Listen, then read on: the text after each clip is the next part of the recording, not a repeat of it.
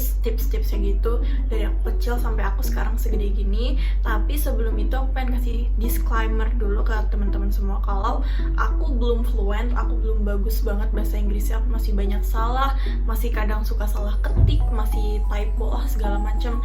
Aku tapi suka banget sama English. I like to use English as my daily basis language. Jadi kenapa enggak? Oke, without any further ado, ayo kita langsung ke videonya.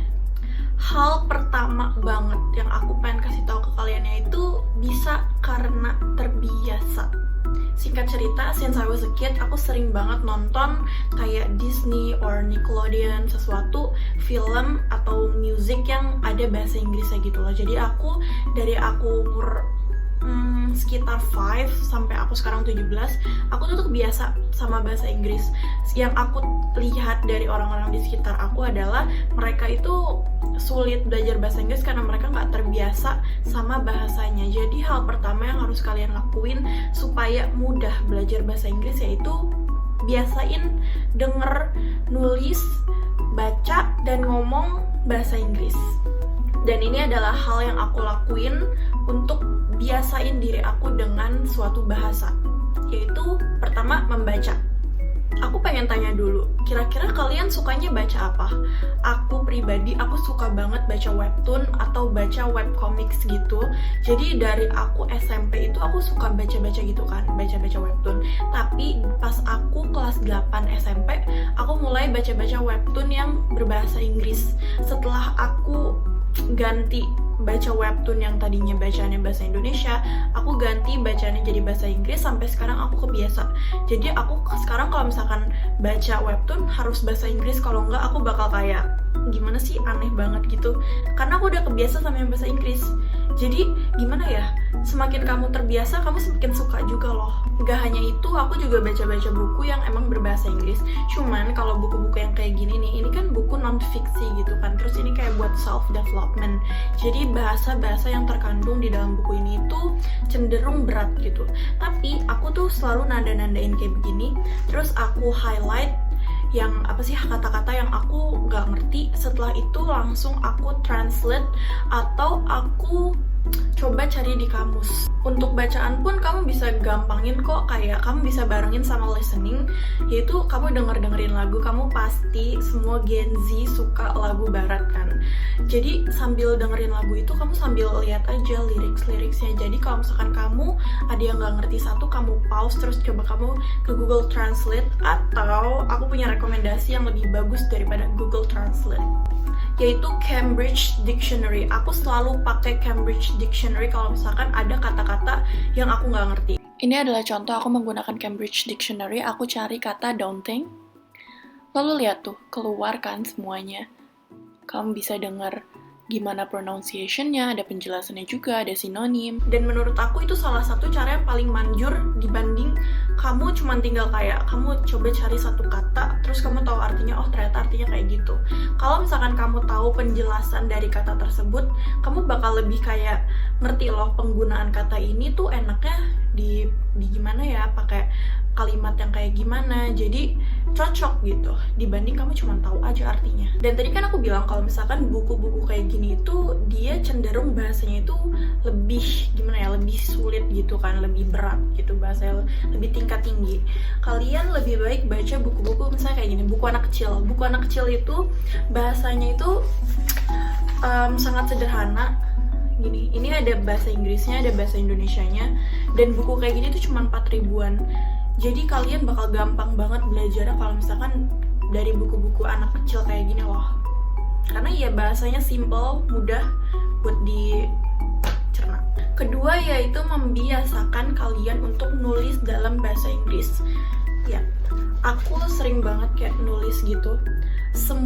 Dari aku kecil sampai sekarang, aku kalau misalkan nulis sesuatu itu kebanyakan pakai bahasa Inggris. Walaupun dulu aku masih kayak banyak salah-salahnya gitu. Cuman bener deh, kalau misalkan kalian udah kebiasa sama bahasa Inggris, kalian tuh tahu-tahu ini, misalkan kalian nulis nih sepanjang ini, terus pas kalian baca ulang, kok salah ya yang ini, terus kalian ganti gitu. Jadi karena kalian udah kebiasa, udah kayak tahu gitu, kalian udah bisa ngedeteksi yang mana yang salah, yang mana yang benar. Jadi makin bagus. Kalian bisa diantara nulis diary, curhat sendiri gitu di buku kalian, atau kalian ngetik. Kalau yang suka ngetik, coba ngetik. Kalau misalkan suka nulis, nulis dalam bahasa Inggris. Ketiga adalah listening. Tadi aku udah singgung tentang dengerin lagu. Dengerin lagu adalah salah satu cara paling mudah buat kalian belajar bahasa Inggris untuk bagian listeningnya. Kenapa? Karena kita hampir setiap hari dengerin lagu, so it'll be easier for us to learn from it. Kan kalian juga bisa sambil belajar bacaan-bacaannya dari liriksnya. Lalu kedua yaitu nonton pakai bahasa Inggris tanpa subtitle or pakai subtitle English. Kayak kalau misalkan kalian nonton Netflix kan ada tuh di situ. Kalian bisa ganti subtitle antara bahasa Indonesia, bahasa Inggris atau bahasa lain. Kalau kalian emang lagi belajar bahasa Inggris, subtitlenya matiin kalau misalkan emang film yang kalian tonton itu bahasa Inggris, atau kalian ganti subtitlenya jadi subtitle English. Di situ kalian udah dengerin sambil baca juga, so it's a win-win. Aku juga tahu kan kalau misalkan kalian belajar bahasa Inggris yang kayak kalian beneran belajar gitu loh, dibanding kalian tuh secara gak langsung belajar bahasa Inggris, itu lebih seru kalau menurut aku. Karena I'm not a really big fan of studying, jadi aku sukanya tuh belajar secara tersirat. Jadi kalau misalkan kamu suka dengerin podcast, dengerinlah yang bahasa Inggris, tapi misalkan podcast komedi atau hal-hal yang lain gitu, tapi bahasa Inggris. Keempat yaitu speaking.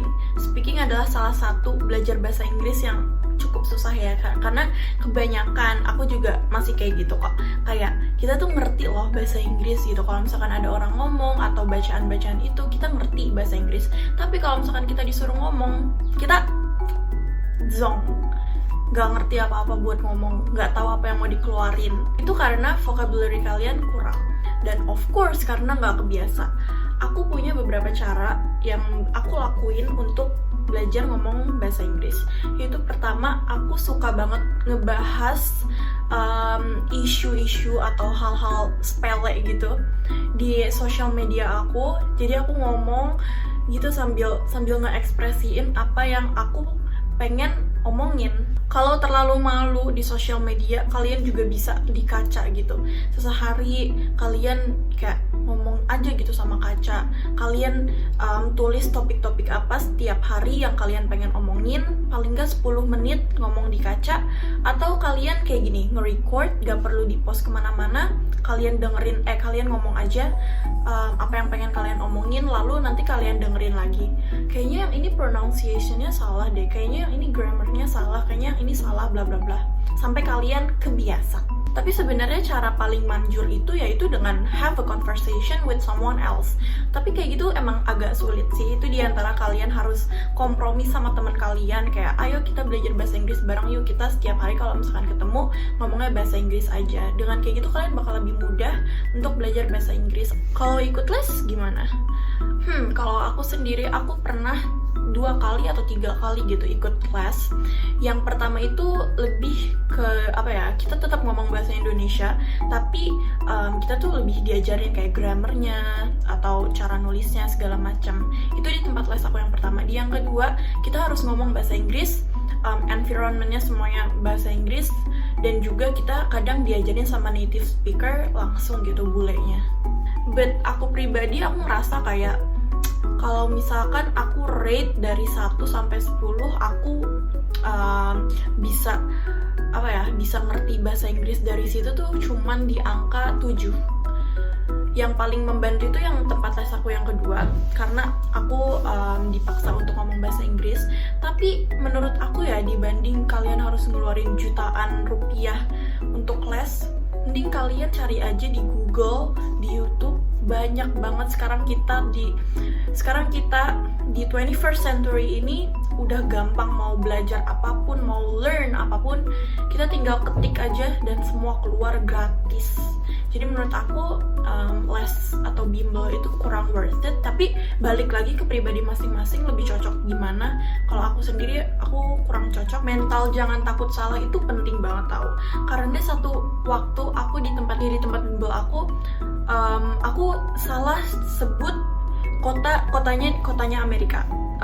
Chicago. Jadi itu Chicago kan kalau misalkan dipronounce itu Chicago gitu, pakai K gitu, kayak Amerika gitu kan.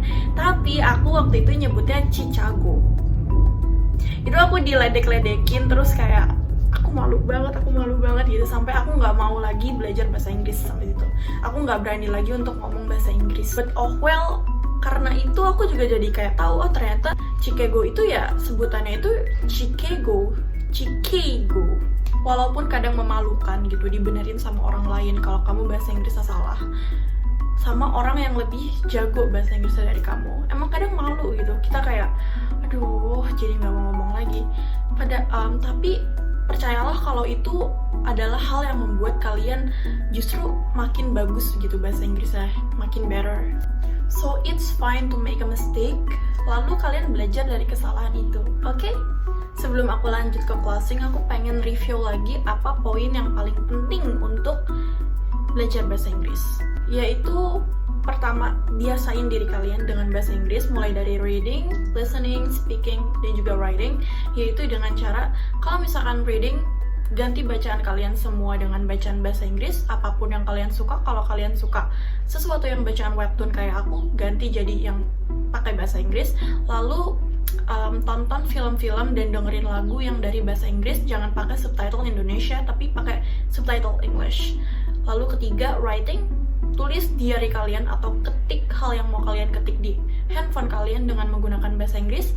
Speaking dengan cara kalian ngomong kayak gini di kamera kalian, gak usah di post, atau kalian mau post bebas atau enggak ngomong di kaca.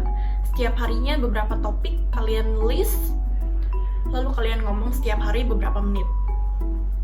Lalu yang terakhir adalah kalau misalkan kalian nemu kata-kata yang sulit, highlight, tulis, kalian cari artinya, atau seperti yang aku rekomendasikan kalian cari tahu kata-katanya di Cambridge Dictionary atau any other dictionary, bebas. Okay, I think this is enough for today's video. I hope you guys enjoy and I hope this is helpful for you guys. Thank you very much. Goodbye.